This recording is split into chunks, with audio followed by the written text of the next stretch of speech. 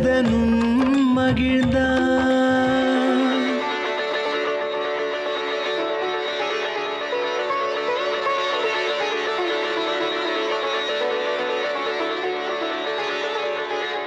சுமந்திரரே, உத்தரவிடுங்கள் அரசே. சற்று நேரமாக இவ்விடம் முழுவதும் தந்தையே தகப்பனே என்ற சொற்களே முழங்குகின்றன. அவ்வாறு என்னை அழைக்க எவரும் இல்லையே.